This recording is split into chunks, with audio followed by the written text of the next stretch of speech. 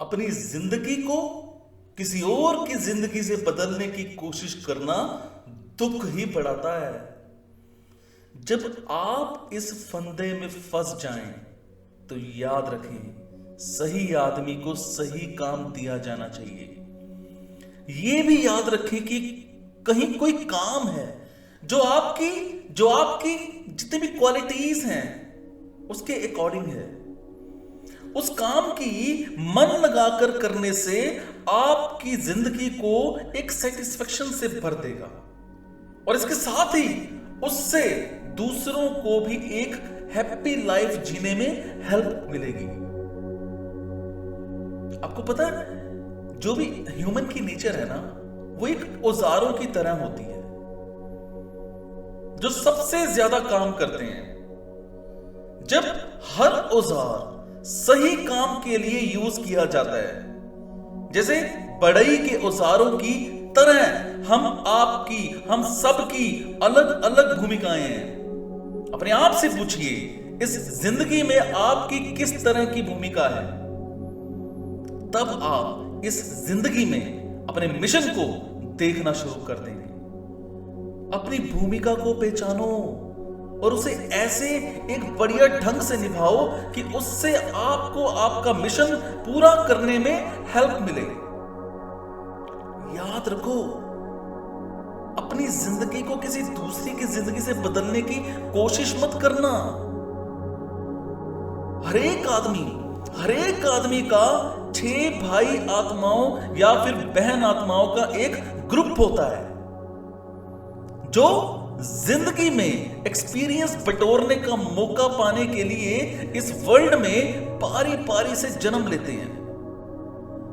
जब कोई आदमी वापस दूसरी दुनिया में लौटता है तो धरती पर जितने भी उसने अपने सारे एक्सपीरियंस गेन किए हुए होते हैं, वो सारे के सारे अपने सभी मेंबर्स के साथ, सभी सदस्यों के साथ बांटता है।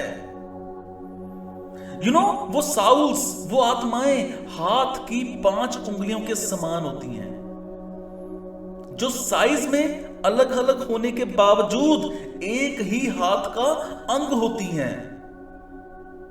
मेनली जो साउल है या फिर ग्रुप का जो नेता है, उसके कंपैरिजन में जो आपका हाथ है, हथेली है, उससे किया जा सकता है।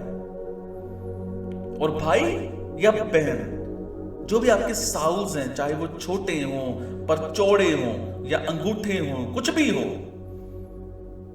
या वो बीच वाली उंगली, बड़ी वाली उंगली हो, जैसे भी हो, इन सब से एक तरह से एक आत्माओं का, एक साउल का ग्रुप होता है जो हमारे एक्सपीरियंस का भंडार होता है। आपको पता है, जिस तरह से चीजें पकड़ने के लिए हाथ अपनी सारी उंगलियों का इस्तेमाल करता है, उसी तरह से जिंदगी के अलग अलग एक्सपीरियंस को हासिल करने के लिए हर आत्मा दोबारा से जन्म के चक्र को दोहराते हुए, रिपीट करते हुए बारी बारी से जन्म लेती है।